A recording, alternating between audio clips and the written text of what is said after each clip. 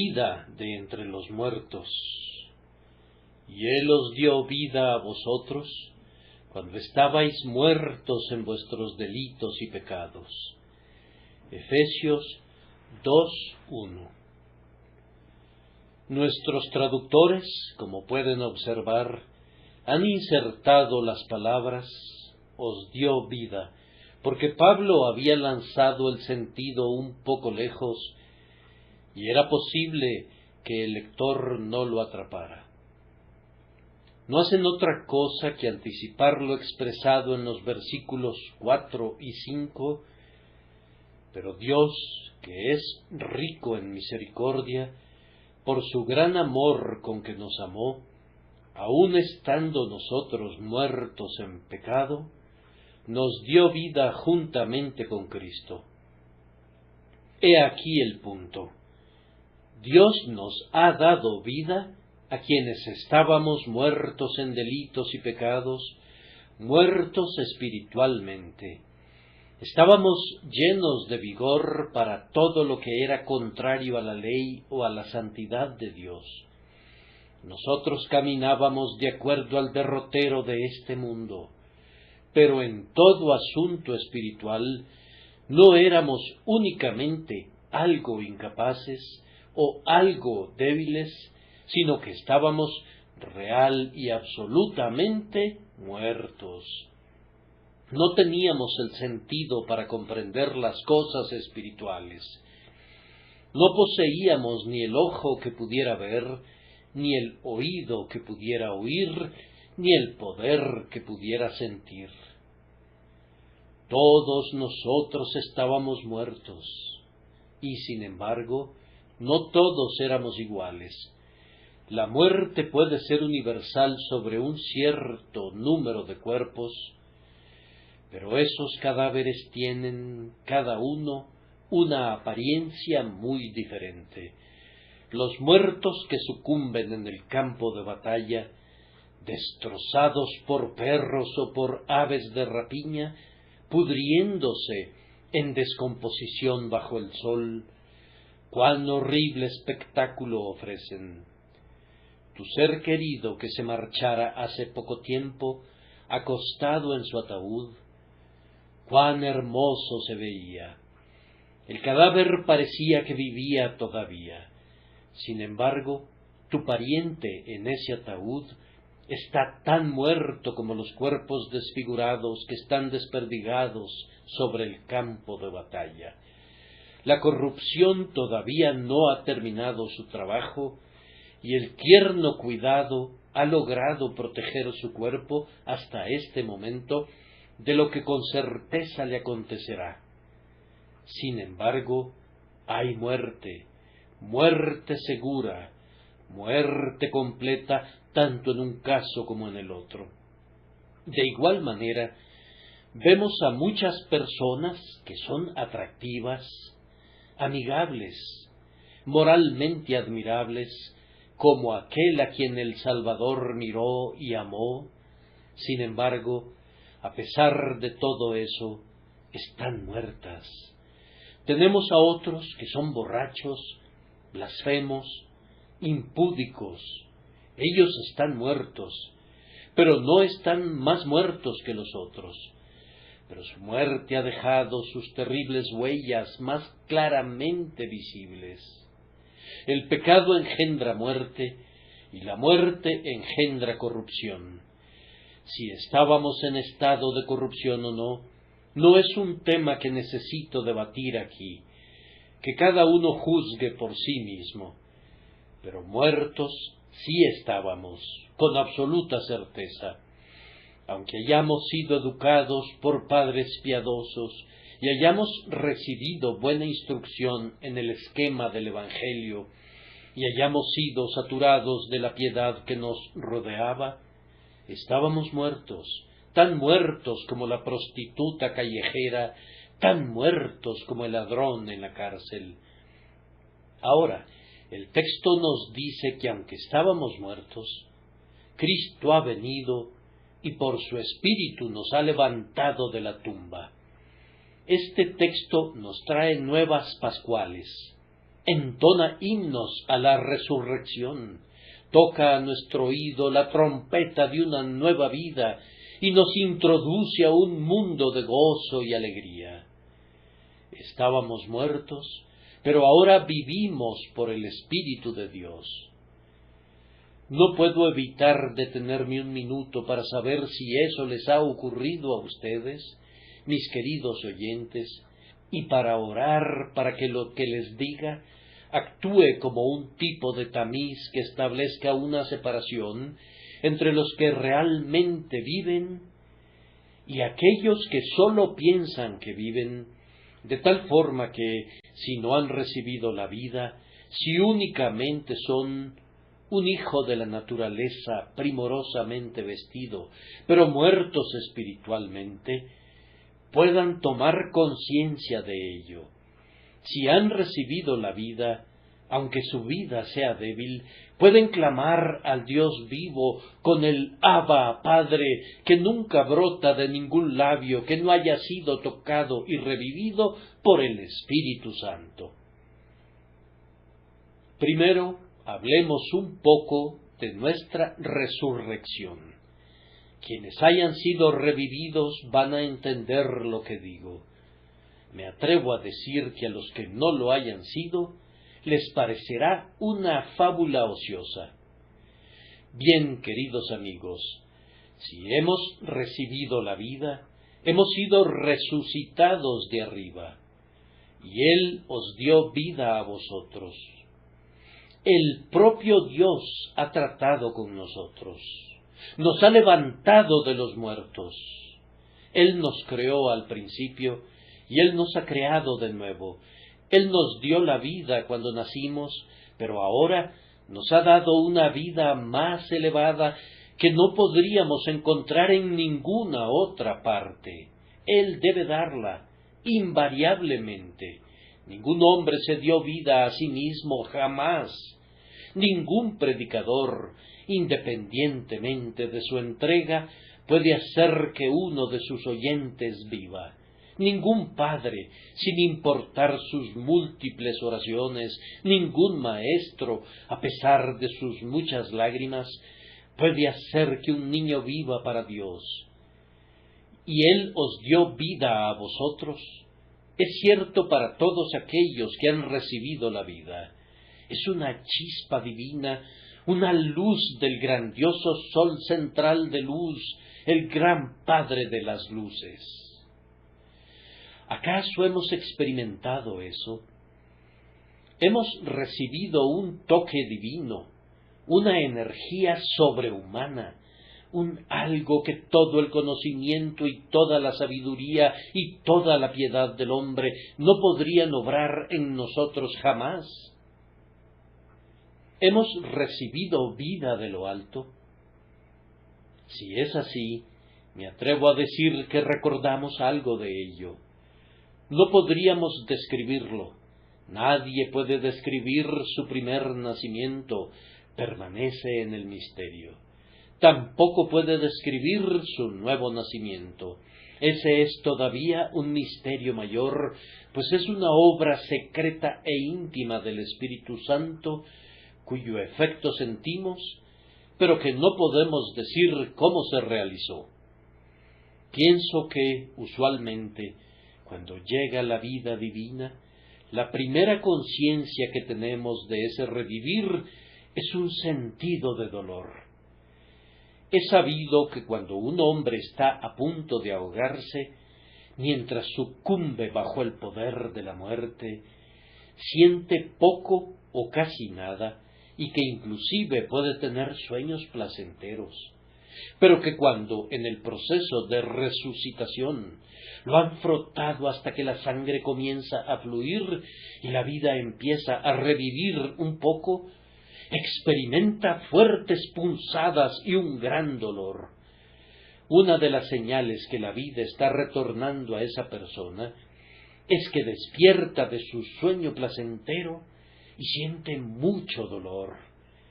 Si sucede así con cada persona que es rescatada de ahogarse o no, no lo sé, pero pienso que así sucede con cada persona que es salvada de ahogarse en el río del pecado.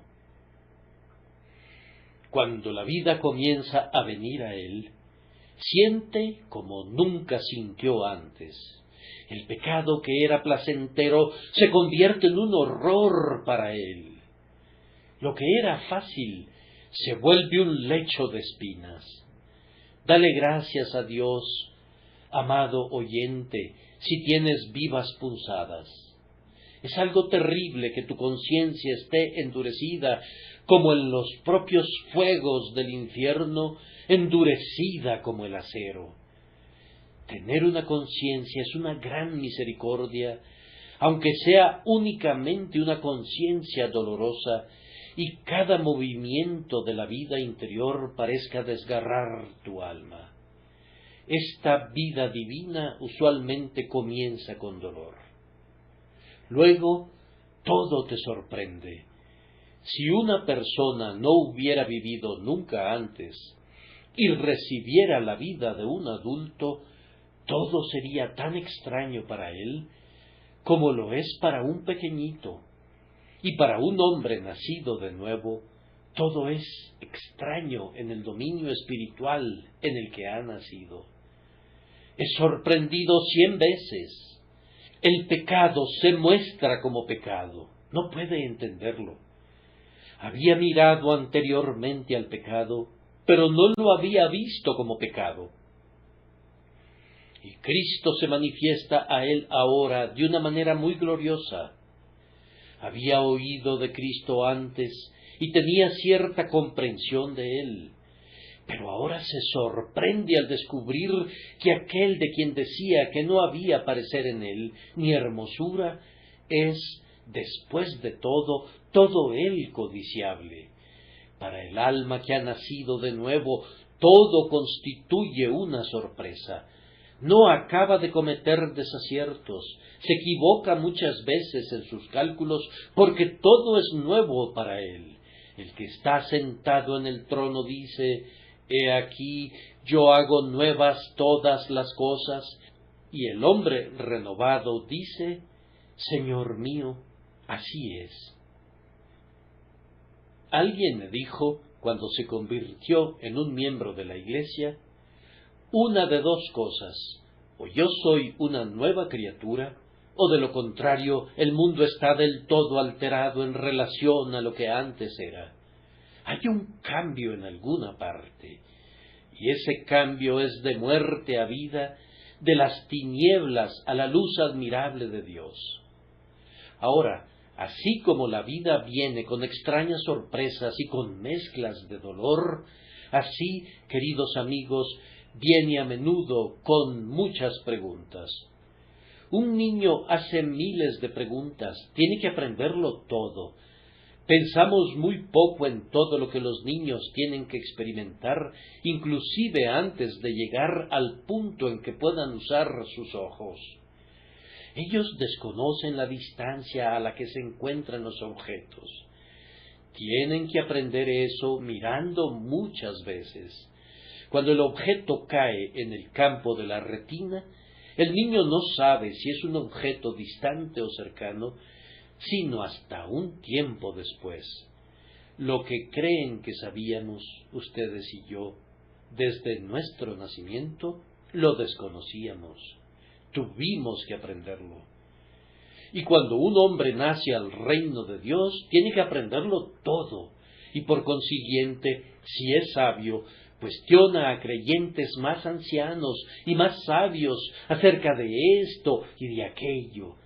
Yo les ruego a ustedes que son instruidos y que se han convertido en padres, que no se rían nunca de los bebés en la gracia, aunque les hagan las preguntas más absurdas. Anímenlos a que hagan preguntas. Déjenlos que les comenten sus dificultades. Tú, por la gracia de Dios, eres un hombre. Este pequeñito no es sino un bebé que acaba de nacer. Escucha lo que tenga que decir. Ustedes, madres, hacen esto con sus hijitos. Ustedes están interesadas, se agradan, se divierten con lo que ellos dicen. Así deben tratar los santos instruidos, a quienes acaban de recibir la vida. Ellos se acercan a nosotros y preguntan: ¿qué es esto? ¿Qué es eso? ¿Qué es lo otro? Es un tiempo de preguntar, es un tiempo de inquirir. Es muy bueno también si es un tiempo de sentarse a los pies de Jesús, pues no hay otro lugar tan seguro para un creyente recién nacido como los pies de Jesús. Si acude a los pies de cualquier otra persona, puede correr el riesgo de recibir instrucción errónea en un momento en el que su juicio puede ser torcido por cualquier cosa, cuando es sumamente impresionable y tiene poca posibilidad de olvidar los errores que ha cometido si los ha tomado prestados de otros. Así ven ustedes lo que la vida divina hace cuando viene al alma. Llega a nosotros con dolor, nos da muchas sorpresas y provoca un sinnúmero de preguntas. Entonces comenzamos a intentar muchísimas cosas que no habíamos intentado nunca antes. El Hijo de Dios recién nacido es muy semejante a cualquier hijo recién nacido en el plano natural, en algunas cosas. Y después de un tiempo, ese niño comienza a caminar. No comienza a caminar, comienza a gatear. No puede caminar al principio. Se arrastra, feliz de lograr cualquier tipo de progreso. Y cuando se logra parar sobre sus pies pequeñitos, se mueve de una silla a la otra, temblando en cada paso que da, y de pronto se cae, pero se levanta de nuevo y así aprende a caminar. ¿Recuerdas cuando vino a ti la nueva vida? Yo sí lo recuerdo. Recuerdo la primera semana de esa vida nueva y cómo en el segundo domingo volví al lugar donde había oído el Evangelio para salvación de mi alma, pensando que asistiría con regularidad allí. Pero durante la semana yo había hecho muchos experimentos y me tropecé muchísimas veces, y el predicador se basó en el texto: «Miserable de mí, ¿quién me librará de este cuerpo de muerte?». Yo pensé: sí, sé todo al respecto de eso, ese es mi caso. Cuando el predicador dijo que Pablo no era un cristiano cuando escribió esas palabras, aunque yo solo contaba con 7 días de edad en las cosas divinas, yo sabía que eso no era cierto, por lo que no volví allí jamás. Yo sabía que nadie sino solo un cristiano podría o querría clamar contra el pecado con ese gemido amargo, y que si la gracia de Dios no estuviera con él, se quedaría satisfecho y tranquilo. Pero que si sentía que el pecado era algo horrible, y él era un hombre miserable por causa de ese pecado del cual debía ser liberado, entonces con seguridad sería un hijo de Dios, especialmente si podía añadir: «Mas gracias sean dadas a Dios, que nos da la victoria por medio de nuestro Señor Jesucristo». Amados, nosotros cometemos muchos errores y continuaremos cometiéndolos. Al mismo tiempo, aprendemos por medio de nuestros experimentos. ¿Ustedes recuerdan cuando comenzaron a orar? ¿Les gustaría que esa primera oración fuera impresa? Yo creo que a Dios le gustó más que muchas de las jaculatorias que se repiten. Puede ser que a ti no te guste tanto. No se vería bien si estuviera impresa. ¿Tú recuerdas cuando comenzaste a confesar a Cristo a un amigo por primera vez? Oh, ciertamente tartamudeabas y balbuceabas cuando intentabas hacerlo. Tenías más lágrimas que palabras. No se trataba de un discurso árido. Lo sazonabas muy bien con llanto de dolor y ansiedad. Esa era la nueva vida expresando poderes con los que no estabas familiarizado. Y yo creo que hay algunos hijos de Dios que tienen poderes que nunca descubrirán a menos que traten de usarlos. Me gustaría que algunos de los jóvenes que no oran durante la reunión de oración intenten hacerlo, y algunos de ustedes, hombres maduros, tal vez no han predicado nunca, pero podrían hacerlo si trataran. Quisiera que lo intentaran. Me quebrantaría si lo hiciera, dirá alguien. Yo quisiera que lo intentaras. Un sermón quebrantado que quebranta al predicador puede también quebrantar a la gente. Un tipo de sermón así puede contener muchas ventajas. Entonces, así fue la manera en que la nueva vida, la vida espiritual, vino a nosotros. Nosotros desconocíamos lo que era cuando vino. Nunca antes habíamos sentido así. No podíamos pensar que realmente habíamos pasado de muerte a vida, y sin embargo, mirando hacia atrás, nos persuadimos de que las congojas interiores, la angustia del corazón, los anhelos y las súplicas y las luchas y los llantos no se habrían dado en un corazón muerto, sino que eran las señales seguras de que Dios nos había dado vida y que habíamos pasado a una novedad de vida. Ahora, en segundo lugar, pensemos en nuestra vida presente. Y Él os dio vida a vosotros. Bien, entonces tenemos una vida nueva. ¿Cuál es el efecto de esta vida en nosotros? Me dirijo a ustedes que han recibido la vida por gracia. Bien, en primer lugar, ahora nos hemos vuelto sensibles a Dios. El inconverso vive en el mundo de Dios, ve las obras de Dios, oye la palabra de Dios, asiste a la casa de Dios el día del Señor, y sin embargo no sabe que hay un Dios.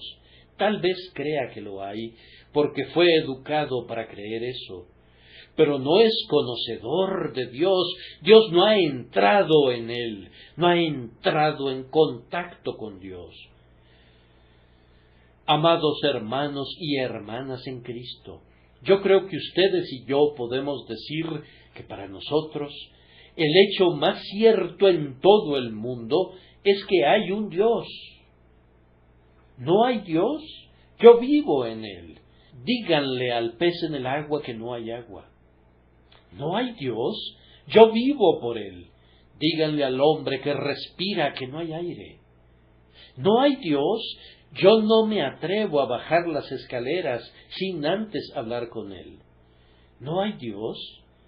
Yo no querría cerrar mis ojos y entregarlos al sueño, a menos que tuviera algún sentido de su amor derramado en abundancia por el Espíritu Santo en mi corazón. Oh, dirá alguien, he vivido 50 años y nunca he sentido nada de Dios. Di que has estado muerto 50 años. Eso es más cercano a la verdad. Pero si hubieras recibido la vida del Espíritu Santo durante 50 minutos, este habría sido el primer hecho en la línea frontal de todos los hechos. Dios es, y Él es mi Padre, y yo soy su Hijo. Ahora te vuelves sensible a su rostro, a su sonrisa, a su amenaza o a su promesa. Lo sientes, su presencia está fotografiada en tu espíritu. Tu propio corazón tiembla por temor reverente a Él. Y dices con Jacob, ciertamente Jehová está en este lugar. Ese es un resultado de la vida espiritual. Ahora ustedes sienten armonía con vidas similares en otras personas. Ustedes poseen un amplio rango, pues la vida de Dios, su vida en su Hijo recién nacido, es la misma vida que está presente en cada cristiano. Es la misma vida en el creyente recién nacido como en aquellos espíritus refulgentes que se encuentran ante el trono de Dios. La vida de Cristo, la vida de Dios, es infundida en nosotros en ese momento, cuando somos resucitados de nuestra muerte en el pecado. Cuán maravilloso es estar en armonía con Dios. Lo que Él desea, nosotros también lo deseamos. Su gloria es el primer propósito de nuestro ser. Él ama a su Hijo y nosotros amamos a su Hijo. Deseamos, al igual que Él lo hace, que venga su reino y oramos porque su voluntad sea hecha como en el cielo, así también en la tierra. Desearíamos que la muerte no se demorara, pues la vieja naturaleza es un estorbo, pero en la proporción en que la nueva vida está en nosotros, ahora caminamos en paralelo con Dios, aspiramos a tener la santidad en la que Él se deleita, no con pisadas iguales, sino con un paso tambaleante, caminamos en el mismo sendero que Dios ha marcado para sí. Está mi alma apegada a ti, tu diestra me ha sostenido. La nueva vida que nos ha puesto en armonía con Dios, y los santos ángeles, y los santos, y con todo aquello que viene de arriba, también nos ha vuelto capaces de gran placer. La vida es usualmente capaz de placer, pero la nueva vida es capaz del placer más elevado concebible. Tengo por cierto que ningún impío tiene la menor idea del gozo que a menudo llena el espíritu del creyente. Si los hombres del mundo pudieran conocer la bendición de vivir cerca de Dios y de ser iluminados por la luz de su rostro, arrojarían su riqueza al mar y 10,000 fortunas más, para vislumbrar este gozo que no puede ser comprado jamás, sino que es dado por Dios a todos aquellos que confían en su amado Hijo. No somos siempre iguales, somos muy cambiantes, pero cuando Dios está con nosotros, cuando los días son espiritualmente brillantes y largos y nos encontramos en el corazón del verano de nuestra bendición celestial, no quisiéramos cambiar de lugar con los ángeles, sabiendo que muy pronto estaremos más cerca del trono que ellos. Y aunque ellos son siervos honrados de Dios, no son hijos amados como lo somos nosotros. Oh, la emoción del gozo que ha inundado a veces nuestros espíritus. Podríamos haber muerto de deleite cuando hemos experimentado las cosas gloriosas que Dios ha preparado para quienes lo aman. No conocimos este gozo hasta que recibimos la nueva vida. Pero debo agregar que también somos capaces de un agudo dolor que desconocíamos hasta entonces. Dios ha revivido nuestra conciencia como la pupila del ojo. Ha hecho que nuestra alma sea tan sensible como una herida en carne viva, de tal manera que la mera sombra del pecado proyectada sobre el corazón del creyente le causará gran dolor.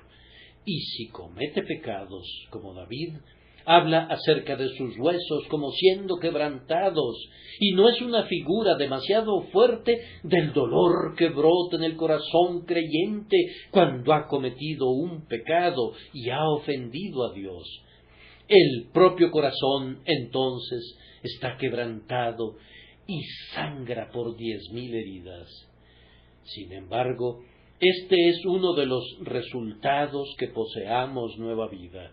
Y diré esto: el dolor más agudo de la vida espiritual es mejor que el más sutil gozo de la vida carnal. Cuando el creyente se encuentra en el peor punto, está mejor que el incrédulo que pasa por su mejor momento. Sus razones para gozar de felicidad están siempre trascendentalmente por encima de todas las razones de gozo que los mundanos puedan conocer jamás. Ahora, queridos amigos, si hemos recibido vida espiritual, ustedes ven qué rango de ser poseemos, cómo podemos elevarnos al séptimo cielo o hundirnos en el abismo. esta nueva vida nos hace capaces de caminar con Dios. Eso es algo grande. Hablamos de Enoc, que caminaba con Dios, y miramos a la santidad de su vida. Pero, ¿alguien pensó jamás en la majestad de su vida? ¿Cómo camina Dios? Se requiere de un Milton para concebir la forma de caminar de Dios. Pero quien tiene la vida divina, camina con Dios. Y algunas veces parece dar pasos de alpe en alpe, sobre mares y océanos, logrando hacer lo que, sin ayuda, jamás habría ni siquiera intentado. Quien posee la vida divina es levantado hasta las infinitudes. Él puede oír lo que no puede ser oído y ver lo que no puede ser visto, pues cosas que ojo no vio, ni oído oyó, ni han subido en corazón de hombre, son las que Dios ha preparado para los que le aman. Pero Dios nos las reveló a nosotros por el Espíritu, cuando nos ha dado la nueva vida. Un efecto de esta vida divina es poner vida en todo lo que hacemos. Me dicen que los credos están muertos. Sí, es algo placentero oír una confesión honesta. Están muertos para los hombres que están muertos. Para mí, aquello que creo no está muerto, es una parte de mí. No sostengo como verdad nada que pueda poner sobre un anaquel y dejarlo allí. Mi credo es una parte de mi ser. Creo que es verdadero, y creyendo que es verdadero, siento cada día su fuerza viva en mi naturaleza. Cuando alguien les diga que su credo es una cosa muerta, no lo contradigan para nada. No hay duda de ese hecho. Él se conoce más de lo que tú puedas conocerlo. Oh, queridos amigos, nosotros no tengamos nunca un credo muerto. Lo que ustedes creen, deben creerlo a fondo. Créanlo vivamente. Créanlo realmente, pues no se puede creer en algo que es creído únicamente en la letra, pero que no ejerce ningún poder. Si han recibido la vida por el Espíritu de Dios, sus oraciones son oraciones vivas. Oh, las tantas oraciones muertas que son oídas junto al lecho. Tantas palabras buenas que brotan al galope. El que está vivo para Dios pide lo que necesita y cree que lo obtendrá y lo recibe. Esa es oración viva. Cuídense de las oraciones muertas. Son una burla para el Altísimo. Yo no creo que un hombre que tenga vida pueda orar siempre al compás del reloj a tal y tal hora. Sería algo así como el sermón de un ministro que sólo viene a leer y a cuyo margen escribió: llorar aquí, y aquí debes mostrar gran emoción. Por supuesto que todo eso es basura. No puede hacerse conforme a un programa prefijado. No puedes proponerte gemir a la 1 y llorar a las 3. La vida no puede ser sujetada así. Me encanta tener un tiempo determinado para orar, y ay del hombre que no tenga su tiempo para la oración. Pero al mismo tiempo, nuestra oración viva estalla horas antes del tiempo asignado, o a veces no viene en ese momento. Tienes que esperar hasta otro momento, y entonces tu alma es como una sierva en libertad.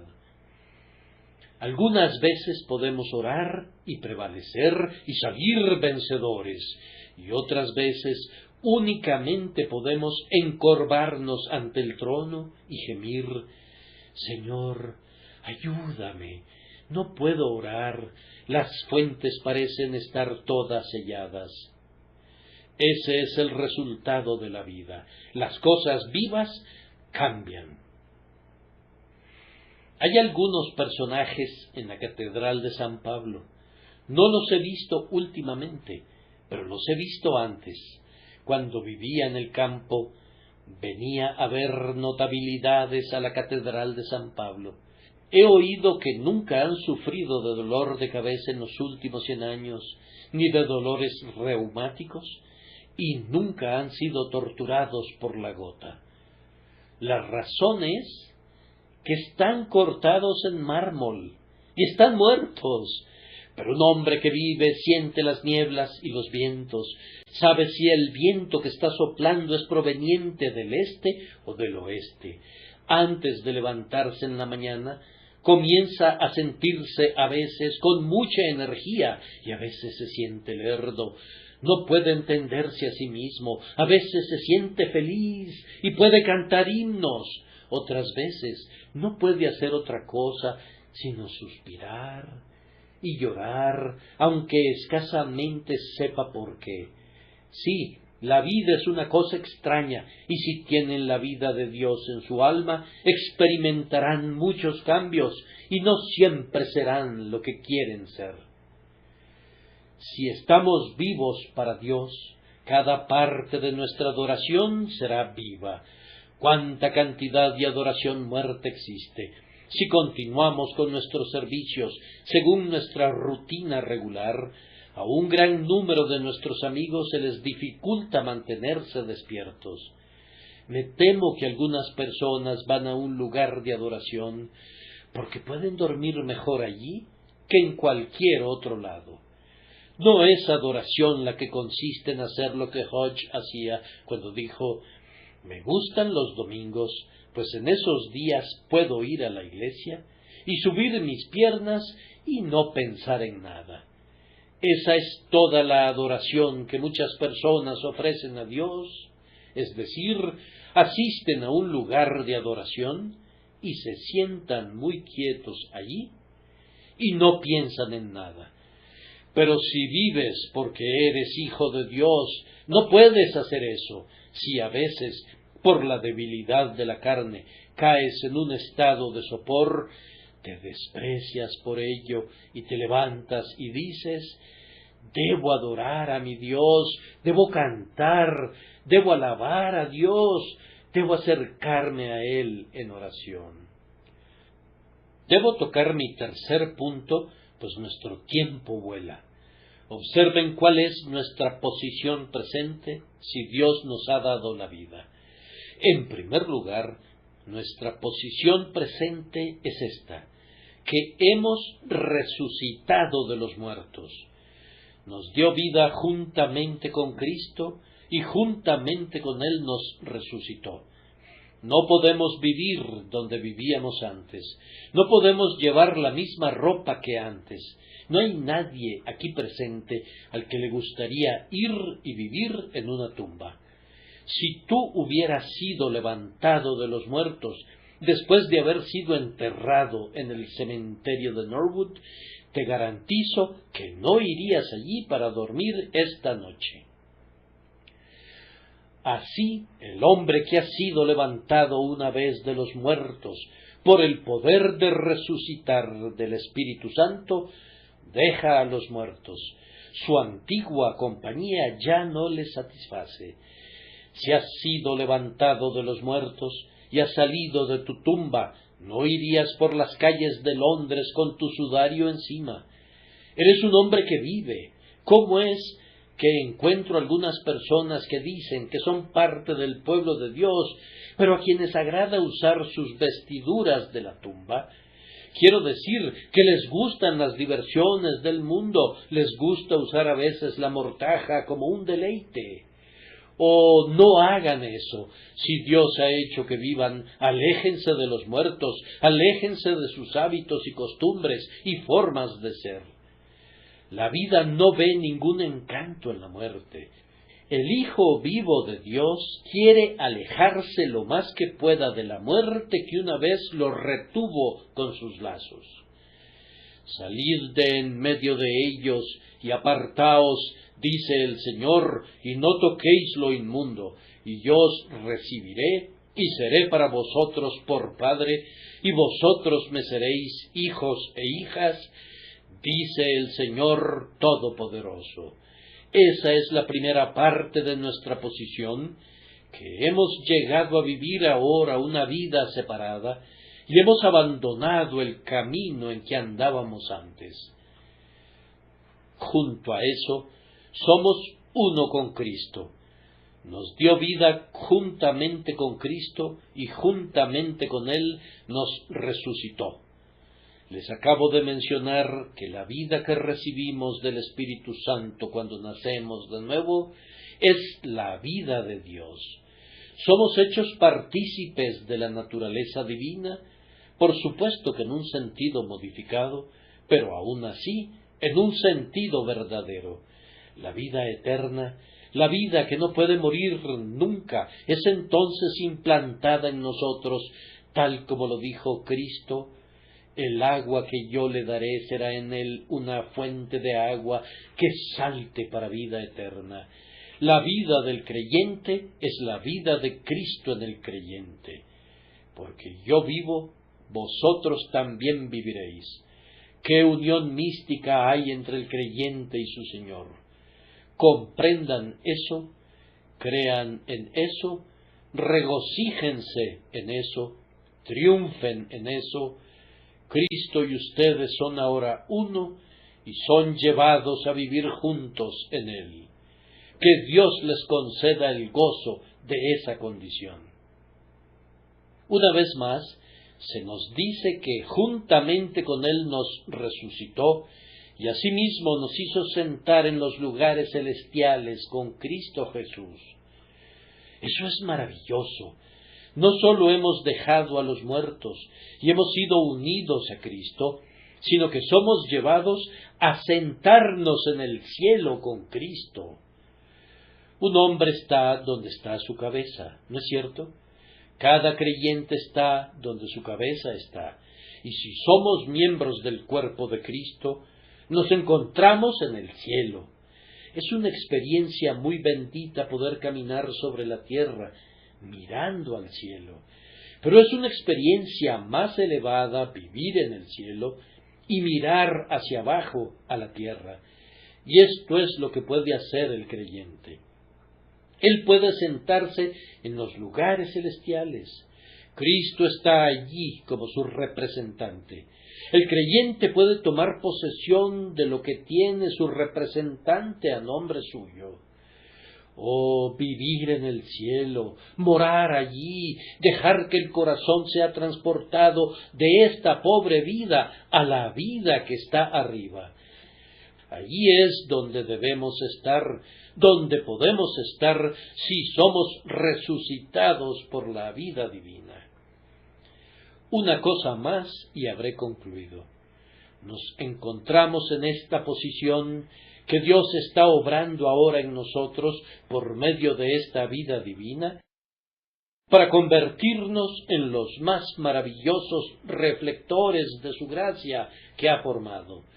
Juntamente con Él nos resucitó y nos hizo sentar en lugares celestiales con Cristo Jesús, para mostrar en los siglos venideros las abundantes riquezas de su gracia en su bondad para con nosotros en Cristo Jesús. Las edades venideras considerarán una maravilla a los hijos que han recibido la vida de Dios. Cuando Dios hizo el mundo, fue una maravilla, y los ángeles vinieron desde muy lejos para ver la obra de sus manos.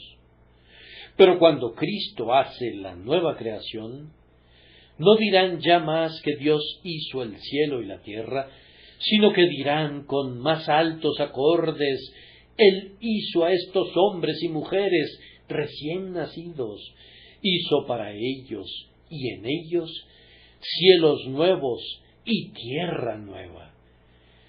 Oh amados, aún no se ha manifestado lo que hemos de ser.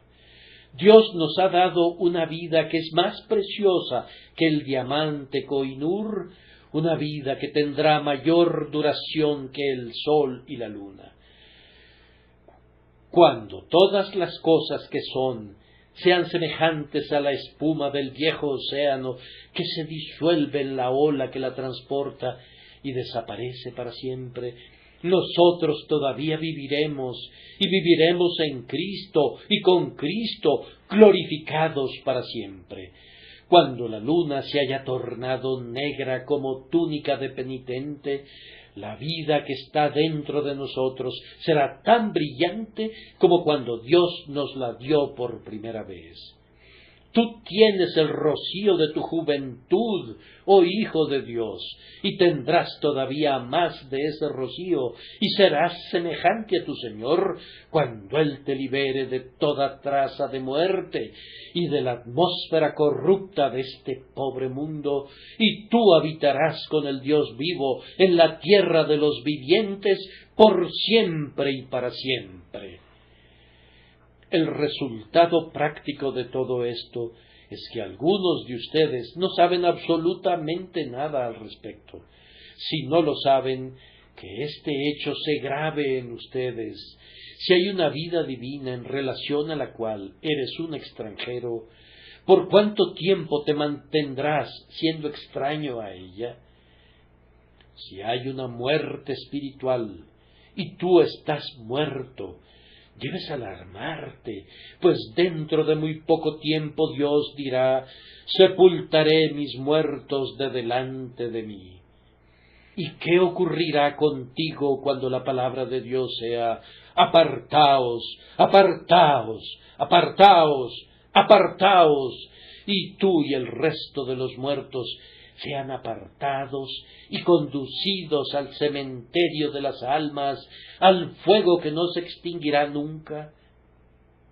Dios no es Dios de muertos, sino de vivos, y a menos que recibamos vida para Él, Él no será nuestro Dios ni ahora ni después. Que el Señor estampe esta solemne verdad en todos sus corazones por medio de su Espíritu, por Cristo Jesús. Amén.